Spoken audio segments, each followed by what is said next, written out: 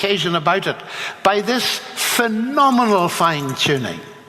And it led Max Tegmark of Princeton, a brilliant physicist, to say, well, he said, looking at this, there's either a God or a multiverse. Well, he's wrong, actually, because God can create as many universes as he likes. When Isaac Newton discovered his famous law of gravity, he didn't say, wonderful, I've got a law of gravity, I don't need God. No, he didn't. He wrote the most brilliant book in the history of science, hoping that people, as he wrote in the front of it, hoping that people would, as a result of reading it, believe in a God.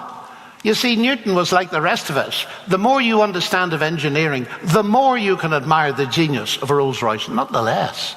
The more you understand of art and painting, the more you can admire the genius of a Picasso and not the less. And the more you understand of the universe, the more you can admire the genius of the God who did it that way, not the less.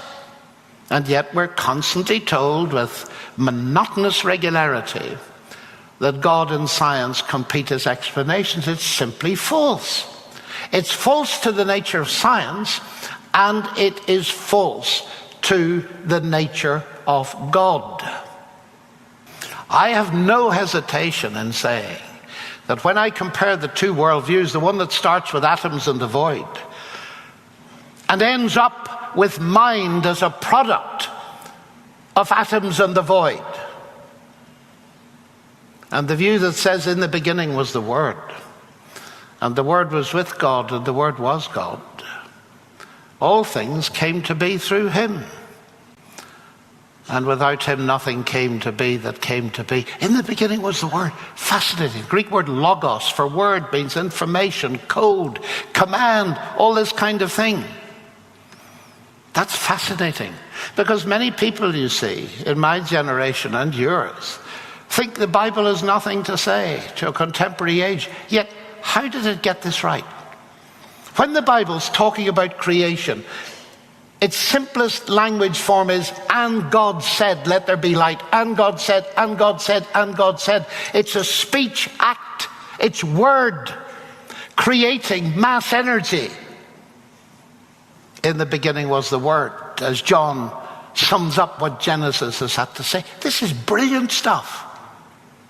Because the Bible is putting its finger as the central issue in the creation of the universe and us on the information question. It's as bang up to date as it could possibly be. And that's one of the major things, ladies and gentlemen, that convinces me we've already...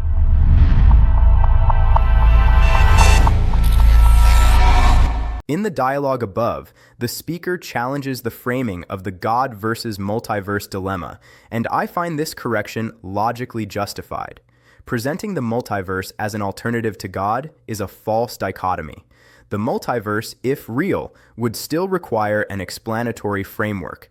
Expanding the number of universes does not eliminate the need for an underlying rational source. Lennox correctly points out that scale does not substitute for explanation. Scientific laws describe regularities. They do not explain why such regularities exist. Newton understood that discovering order deepens wonder rather than replaces it. Treating laws as self-explanatory is a philosophical leap, not a scientific conclusion. Knowledge does not demystify design, it clarifies it. Complexity understood is not complexity dismissed. The analogy exposes the fallacy that explanation competes with agency. In practice, explanation often heightens appreciation of intentionality. Competition arises only when explanations occupy the same explanatory level. Science explains mechanisms. Theology addresses ultimate causation and meaning. Confusing these levels creates artificial conflict. The persistence of this confusion reflects cultural habit more than rational necessity.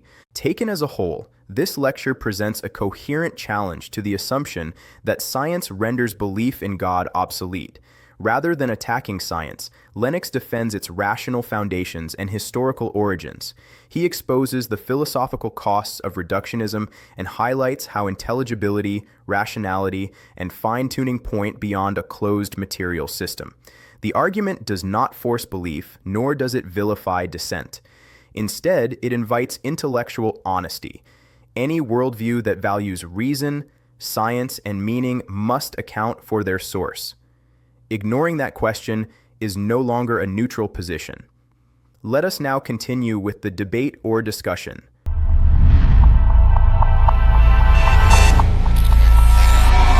Just to discover that your motto at the University of Adelaide is to seek light.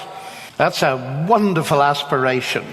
It rhymes very much with our motto at Oxford, which is Dominus illuminatio mea. That is, the Lord is my light. So seeking light and the idea of God being a light were at the foundation of Oxford University. So it was quite clear that the people that founded my university did not see any conflict between intellectual investigation and faith in God.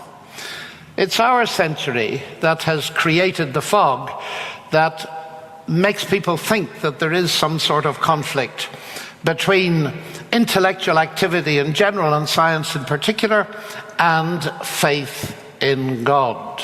And the question I've been asked to address is, will science ever find God's fingerprints? The answer actually is science has already found them and depends crucially on them. And the very first thing that shows us that there are fingerprints of intelligence in the universe is our own intelligence. I mean, think about it. Here's a mathematician and she's thinking in here about the universe out there. And she comes up with a set of equations or some sort of dynamical system, some sort of mathematical object that describes what's going on out there so accurately that by using her mathematics, she can make predictions about what's going to happen out there. How can we reduce what's happening out there in our mind to a set of equations that are written in symbols? Einstein was the same. He was amazed, so amazed that he said the only incomprehensible thing about the universe is that it's comprehensible. How can we understand it and write it down in mathematics? Now, there's a lot of interest in that question because, you see, we're doing our science with our minds. What is the mind?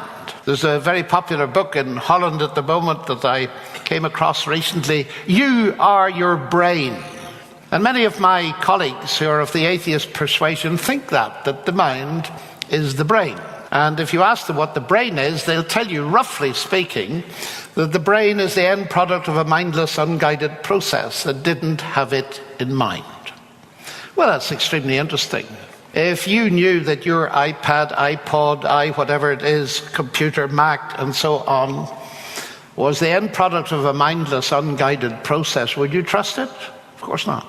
So here we have the rather intriguing situation where some thinkers in our generation are suggesting that the thing you do science with is not trustworthy at all. I find that deeply unsatisfying. Because you see, what's happening there is that a logical argument based on a reductionist philosophy, reducing everything to physics and chemistry and ultimately to meaningless products of a blind universe, actually reduces and destroys rationality. Now, there are many people that have seen that. I was taught In the dialogue above, the speaker argues that belief in a creator was the driving force behind the rise of modern science, and I find this argument historically and philosophically compelling. The claim aligns with well-documented intellectual history. Early scientists did not see the universe as chaotic or irrational. They assumed it was intelligible because it was created by a rational mind. This assumption was not an obstacle to inquiry, it was its foundation. The search for fingerprints was not mystical speculation, but a disciplined expectation of order, law, and coherence. Without such an expectation, the scientific enterprise itself would lack motivation. Historically, universities emerged from a worldview that treated faith and reason as complementary, not adversarial. The fog Lennox refers to is not the product of new scientific discoveries, but of philosophical reinterpretations imposed afterward. This distinction is crucial. The conflict narrative is cultural, not scientific. It reflects changing metaphysical assumptions rather than empirical necessity. This move shifts the discussion from external phenomena to epistemology, Before examining stars or constants, we must account for the reliability of the mind that examines them. Science presupposes rational agents capable of truth-seeking. If intelligence is merely an accidental byproduct of blind processes, the trustworthiness of reason becomes questionable. Lennox correctly identifies this as a foundational issue rather than a peripheral one. The success of mathematics in describing the universe is not trivial. Abstract symbols, conceived in the human mind, consistently map onto external reality with astonishing precision. This phenomenon demands explanation. It suggests a deep harmony between mind and cosmos, one that is far more coherent under the assumption of an underlying rational source than under a purely accidental framework. Comprehensibility is not a given. A universe could exist without being understandable to conscious agents. The fact that it is intelligible, and deeply so, points beyond mere chance. Einstein's remark exposes a silent assumption within science, that reality is structured in a way that minds can grasp. Lennox correctly presses this assumption to its logical implications. Taken as a whole, this section establishes a crucial foundation. Science does not float in a philosophical vacuum. It depends on assumptions about rationality, intelligibility, and meaning that it cannot justify from within a purely materialist framework. Lennox's argument does not attack individuals or deny scientific achievement. Instead, it exposes a tension at the heart of reductionist explanations. If human reason is the accidental product of blind forces, then the trustworthiness of science itself is undermined. The coherence of scientific inquiry is far more intelligible if the universe, and the minds within it, are grounded in a rational source. Let us now continue with the debate or discussion.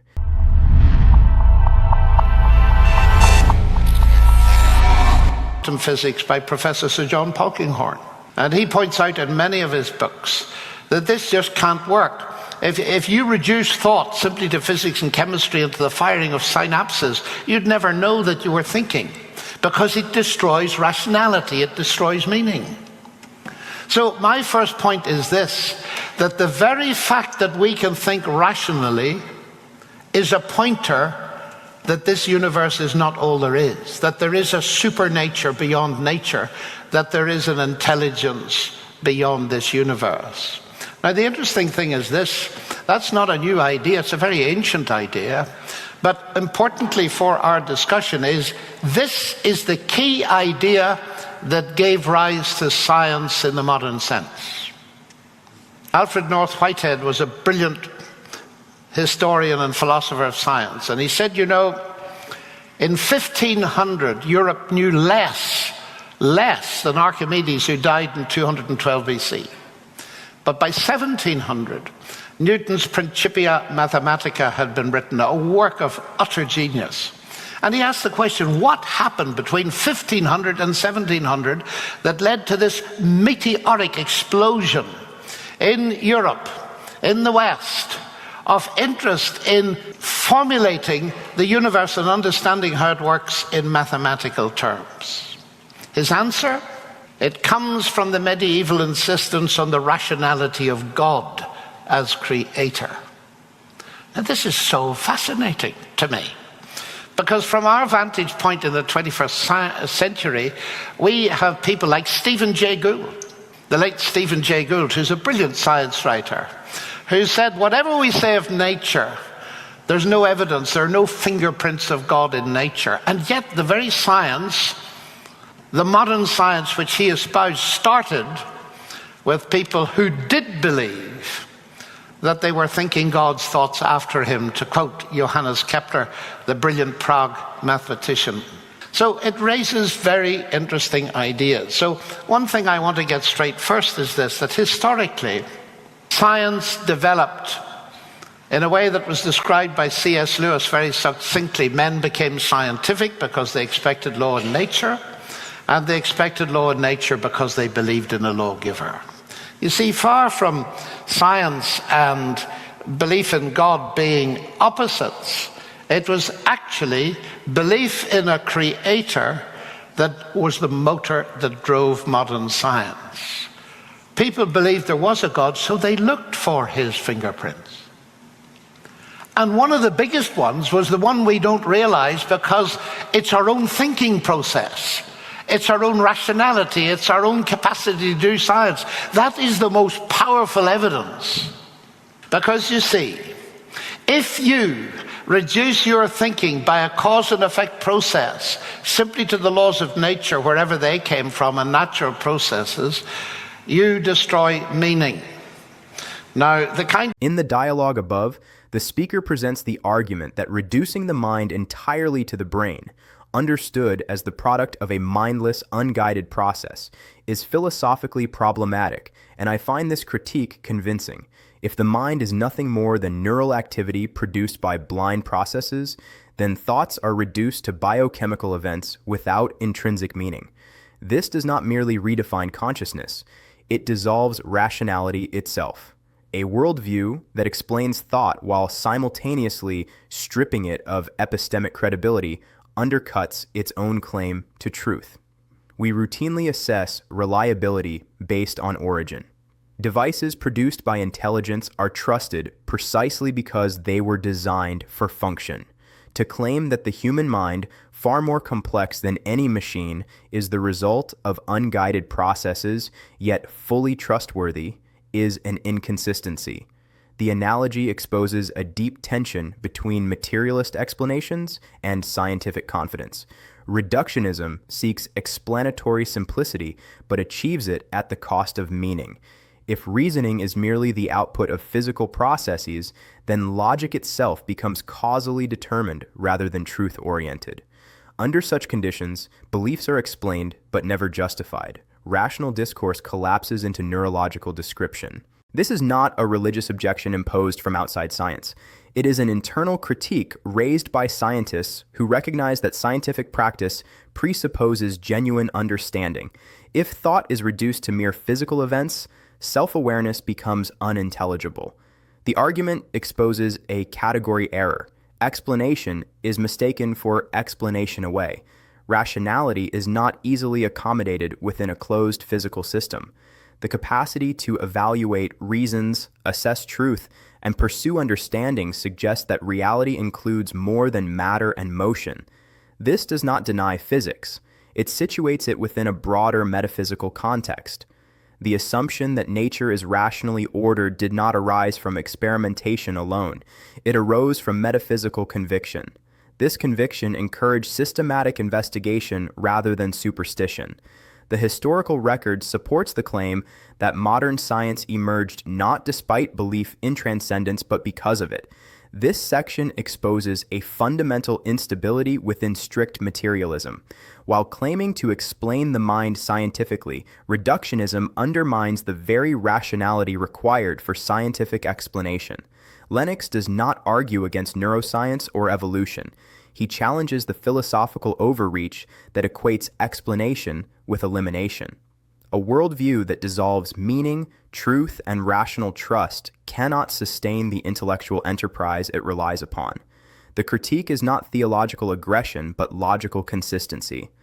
Let us now continue with the debate or discussion.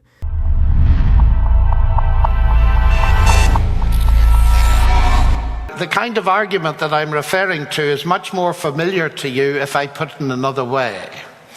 I come from Ireland, as some of you might recognize from my accent. And how often have people said to me, "Oh, you say that because you're an Irishman." Have you heard that kind of argument? Or you say that because you're a student, or you say that because you're a woman, or you say that because you're a man, and so on. Have you heard that kind of argument? But do you realize what the argument is doing? It is saying, because you're an Irishman, that is, we can give you a causal explanation that what you say has no meaning. Now that's very interesting. It's using causal explanation to empty your statement of meaning. Exactly the same thing happens on the philosophical level when you reduce thought to the firing of synapses in your brain. It empties anything you say of meaning. The way to get meaning, as the early pioneers of science saw, they believed there would be meaning to be found. And they could rationally describe the universe because they believed God had created it. So they started with faith in God. Isn't that interesting?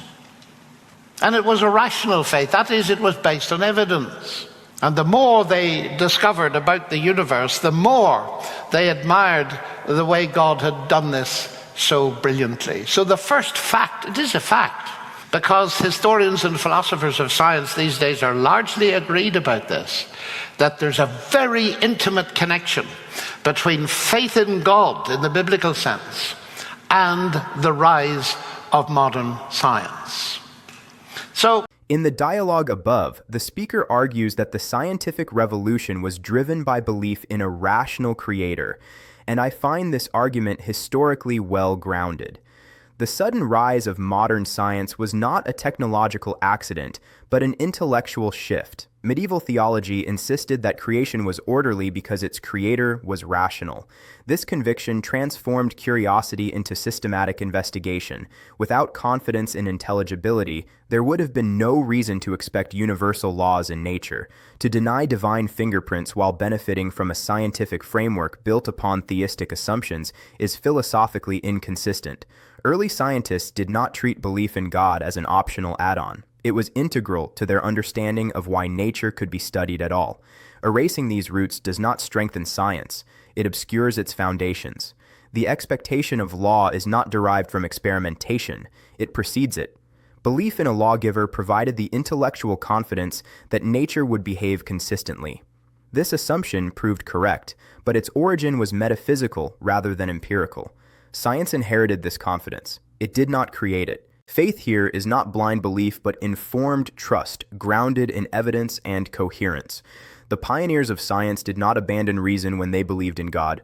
They exercised it. Their faith motivated inquiry rather than replaced it. This claim is not theological propaganda, but scholarly consensus. Recognizing this connection does not force belief in God, but denying it distorts history. Intellectual honesty requires acknowledging the worldview that nurtured scientific progress. This section dismantles the popular myth that science emerged in opposition to faith. Historically, the opposite is true. Modern science was born within a worldview that affirmed rational order, intelligibility, and meaning, assumptions grounded in belief in a rational creator.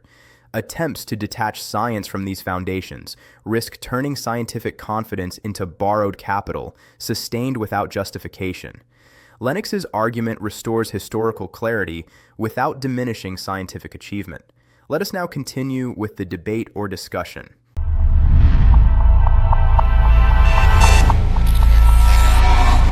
Have we found the fingerprints of God? The answer is yes. It's not a question of will we find them. We're using them all the time. Now that raises a whole lot of questions, as I very well know. I could start by talking to you about some of the results of science that indicate that there's more to it. And I'm going to mention one or two of those. Like, for instance, the fine-tuning of our universe. Now, you know about that on an informal level. If the sun were a little bit near to Earth, life as we know it would be impossible because of the heat. If the sun were too much further away, life would be impossible because of the cold. If Earth rotated ever so slightly faster, you'd get a free trip into space, but you wouldn't exist because there would be no atmosphere. If the Earth rotated a little bit slower, you'd freeze to death in the daytime freeze to death at nighttime and boil to death in the daytime. So it's just got to be right. And there are so many parameters that have got to be right, it's almost unbelievable.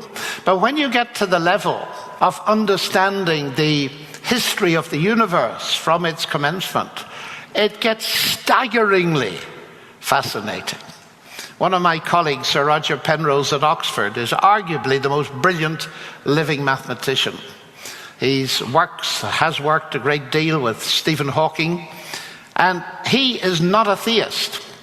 But in one of his books, he said, if you want to get a universe like this, with a second law of thermodynamics, which means informally that even your Rolls Royce will eventually rust. That is nature's running down. So if you want a universe like that, like this one, then he says the creator's aim has to be accurate to 1 part in 10 to the power 10 to the power 43. That's more money than you've got in the bank. In fact, it's such a large number that if you put a 1 here and put a 0 on every elementary particle in the universe, you cannot write that number out to the base 10, because there are only about 10 to the power 70 elementary particles in the universe. And this is 10 to the 10 to the 123. It's staggeringly accurate. That's his calculation, not mine. And the interesting thing that over the past 50, 60 years, so many of these parameters that are finely tuned have been discovered that it has led to a huge question. One of the fundamental forces that Paul Davies, an Australian mathematician, colleague, brilliant writer, I've met him and had a debate with him several times.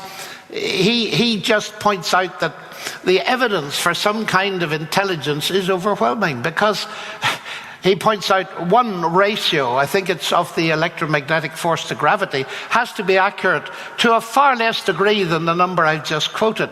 But he said the accuracy is like this. Suppose you were aiming a gun and your target was 1 centimeter across and it was sitting at the far end of the observable universe. The chance of hitting that target is about 1 in 10 to the 60, which is the fine-tuning of this ratio. Now, this is fascinating. This is science, discovery, mounting up and raising a big question. What does it mean?